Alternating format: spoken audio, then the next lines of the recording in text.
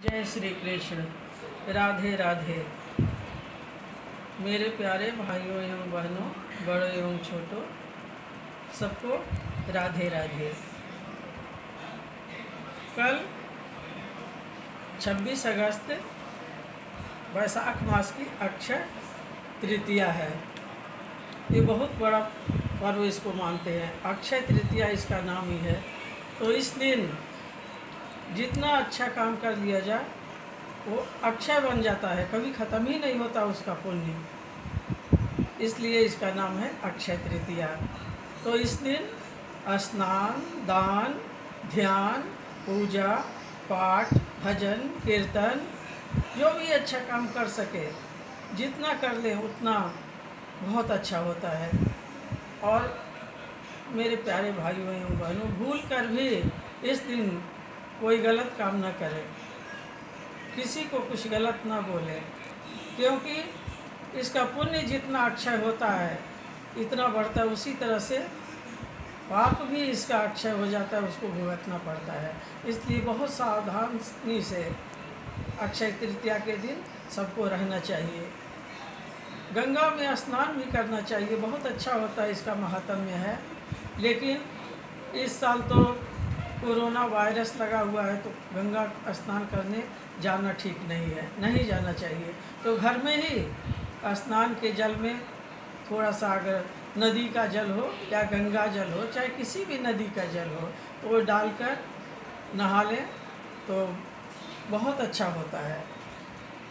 इस दिन सबको खूब मिल के प्रेम से, हर तरह से प्रेम ही प्रेम, और भगवान का भजन कीर्तन ध्यान में पूरा दिन पूरा रात बिताना चाहिए।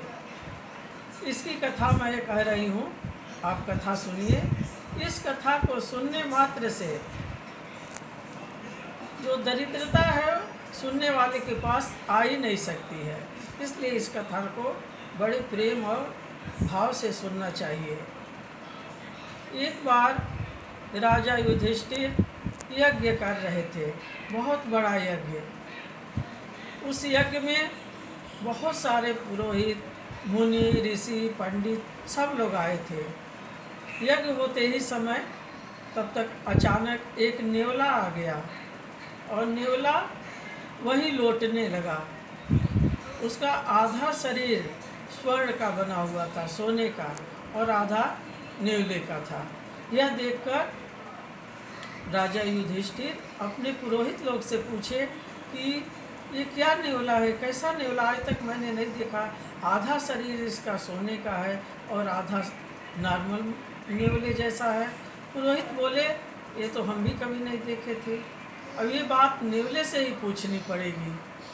तो पुरोहित और धर्मराज युधिष्ठिर भी नेवला से पूछे कि ये क्या बात है, तुम्हारा आधा शरीर सोने का कैसे बन गया है। तो बोला कि हम बता रहे हैं कैसे बना है। ये जो आप यज्ञ कर रहे हैं ना, वो गेहूं के दाने के दान के बराबर भी आपका यज्ञ नहीं है। बोलिए क्या कर रहे हो, इतना बड़ा यज्ञ कर रहे हैं, इतना खर्च कर रहे हैं, और तुम कह रहे हो कि गेहूं के बिने हुए दाने के दान के बराबर भी नहीं है। तो बोले हाँ। तो बोले अपनी कहानी सुनाओ। तो वो सुनाने लगा कि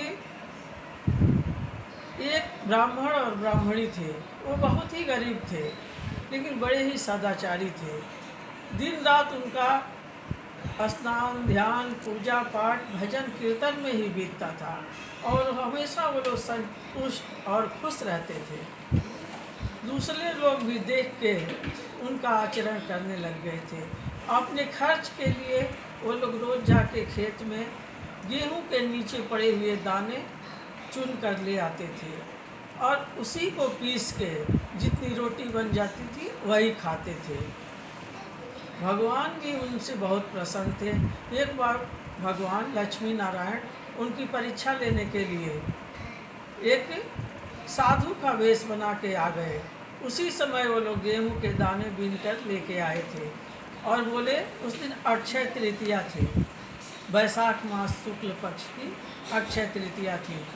और लक्ष्मी नारायण बोले कि मुझे दान दीजिए, मुझे कुछ चाहिए, तो उनके पास और कुछ तो था ही नहीं। वही जो दाने ले आए थे गेहूं के बीन के, वही दाना था।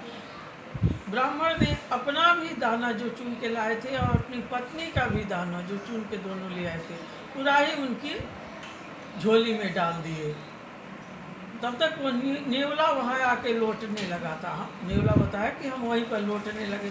कुछ दाने उसमें से उसके झोली में डालते डालते वो दाने मेरे भी शरीर पे गिर गया, और आधे शरीर पर गिरा, उतना मैं एकदम सोने का बन गया। जहाँ दाना नहीं गिरा वहाँ मैं जैसा था वैसा ही रह गया। तब से मैं जहाँ भी यज्ञ होता है हर जगह जाके लौटता हूँ कि मैं पूरा सोने के बन जाऊँ, लेकिन यज्ञ से आज तक कभी हुआ नहीं।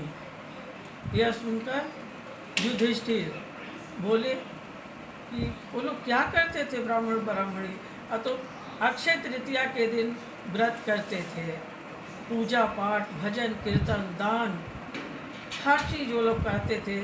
उसी से ऐसे बन गए, उनके द्वारा दिया हुआ अन्न का दाना से गिरने से मैं सोने का बन गया। तब से महाराज युधिष्ठिर भी बोले कि आज से अक्षय तृतीया के दिन हम भी दान अवश्य करेंगे, व्रत भी करेंगे, पूजा पाठ भजन इसी में बताएंगे, और जितना हो सकेगा बनेगा उतना दान धर्म भी करेंगे। इस दिन सुबह कुछ मीठा बनाकर भगवान को भोग लगाना चाहिए, और भोग लगाने के बाद तब पूरे परिवार में बांट के उसका स्वयं भी भोग करना चाहिए। ये बहुत ही पुण्य का दिन होता है। तो भगवान की कृपा जितने लोग सुन रहे हैं सबके ऊपर हो, और किसी के पास भी दरिद्रता न आए, और इस विश्व से जो आज संकट है कोरोना वायरस का, वो भी मिट जाए लक्ष्मी नारायण की कृपा से। जय श्री कृष्ण। राधे राधे।